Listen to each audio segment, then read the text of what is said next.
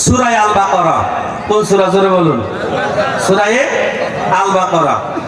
রাসূল করিম সাল্লাল্লাহু আলাইহি সাল্লামের মাদানী জিন্দেগিতে এই সূরাটি অবতীর্ণ। আয়াত মোট 286টা, রুকু মোট 40টা।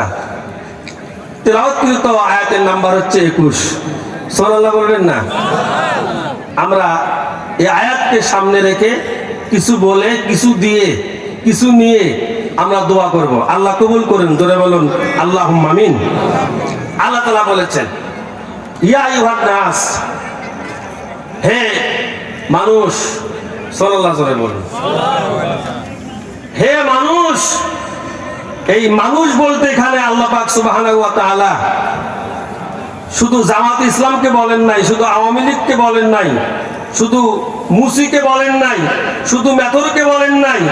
গোটা দুনিয়ার যত মানুষ আসবে আর যাবে, সকল মানুষকে আল্লাহ পাক সুবহানাহু ওয়া তাআলা ইন্ডিকেট করে, টার্গেট করে, যারা আল্লাহর মাখলুক, যারা আল্লাহর গোলাম, যারা আল্লাহর বান্দা, তাদেরকে লক্ষ্য করে আল্লাহ পাক বলছেন, ইয়া আইয়ুহান নাস, হে মানুষ, উবুদু, তোমরা তোমাদের রবের ইবাদত করো।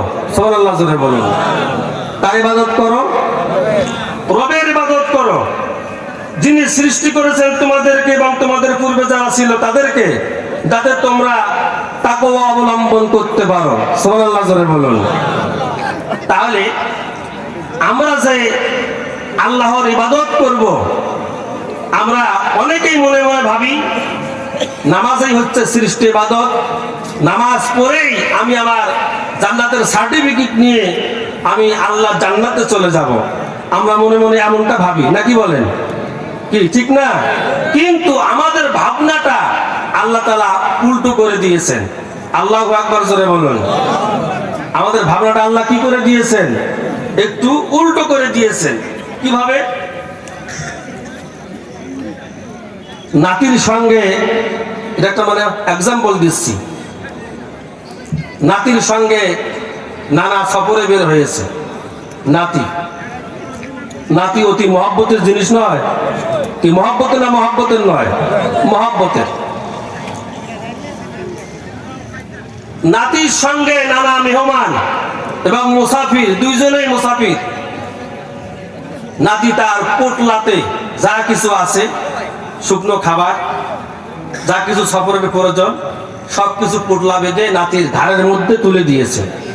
আল্লাহু আকবার জোরে বলুন।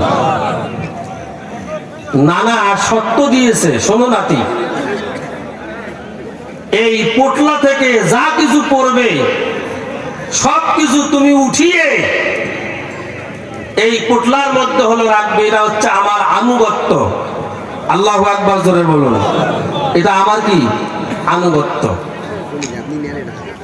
নানা এক ঘোড়ায়, নাতি হচ্ছে আর এক ঘোড়ায়,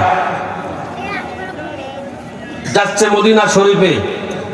লাব্বাইক আল্লাহুম্মা লাব্বাইক, লাব্বাইক লা শারীকা লাক লাব্বাইক, ইন্নাল হামদা ওয়ান নি'মাতা লাক ওয়াল মুলক লা শারীকা লাক।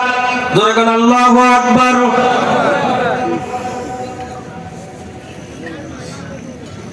নানা নাতি দুইজনে মিলে